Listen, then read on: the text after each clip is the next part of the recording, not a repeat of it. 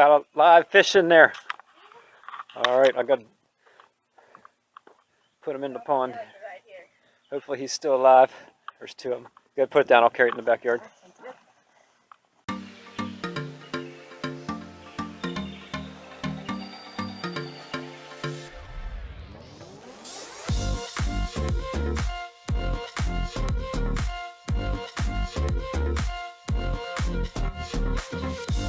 What's going on YouTube? So most of my subscribers and people that watch my video just from looking at the statistics are koi and pond enthusiasts. So for this video I went and bought another koi from Chevy's Quality Koi in Florida so that you could see it. So what I'm doing here now is getting ready a quarantine tank.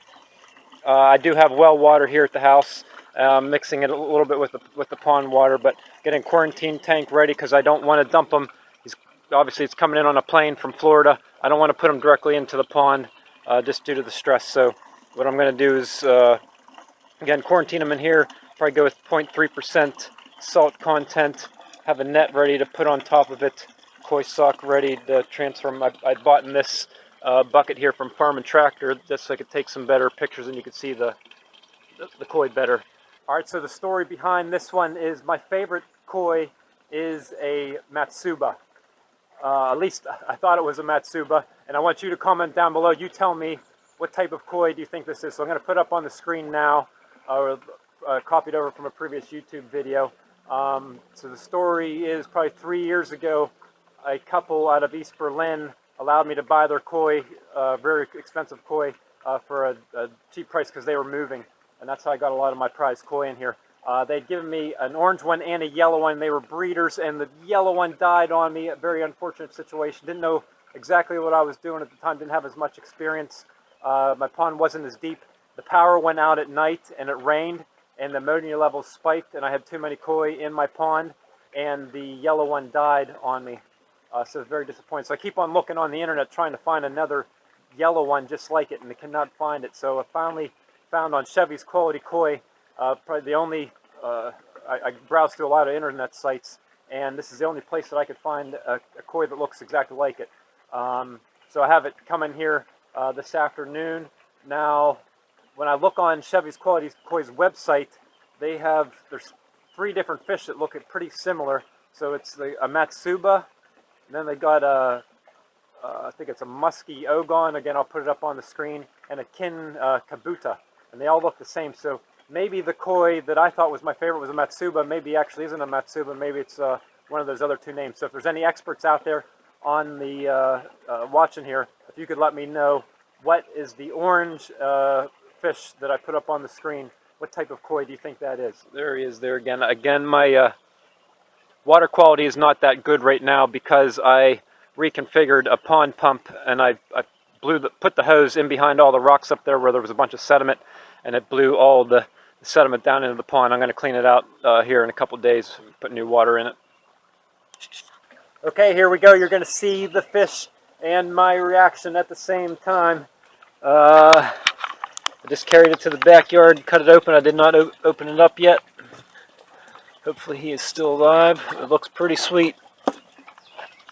Alright, I'm going to go ahead and pick him up and put them in the pond here. A quarantine tank, I guess we'll call it.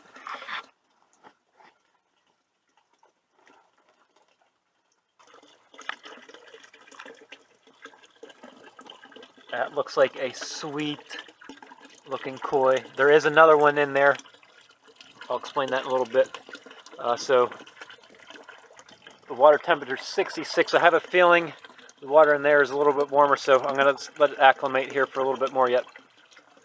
Okay, I took a look at the water temperatures, got them close enough here. So what I'm going to do, because I don't want all that dirty ammonia in my quarantine tank, I'm going to put this bag into this one, let you see a good video of them, and then I'll take the koi sock and put them back in this tank here. Alright, so I apologize, the water is a little cloudy. That's because I poured the water with all the ammonia in here. But man, that's a spectacular koi. sometime during this video I'll put up on the screen. I mean, you cannot beat the prices from Chevy's quality koi. I'll show you where to go on in the website in order to find these. You got to go onto the koi gallery in order to find some of these photos. It's because he's got so many fish that he can't post the online ordering process of every koi on there. So he's got a photo gallery that I found this one on. But wow, that's a spectacular fish. So it's this is, I think I measured this before, 22 inches wide. So that's a 18-inch butterfly koi there. Plus we got two other sweet ones. I'll see if I can get a better photo of them in the clear water when I get them put in here.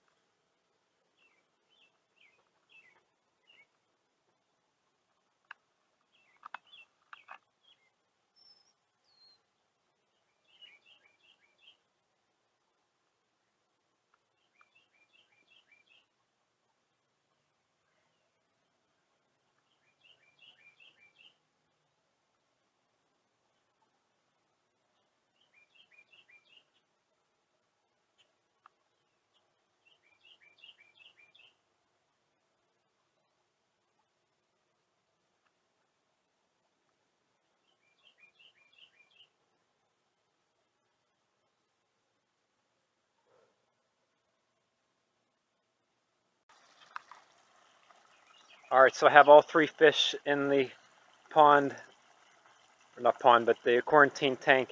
They look fairly healthy and active.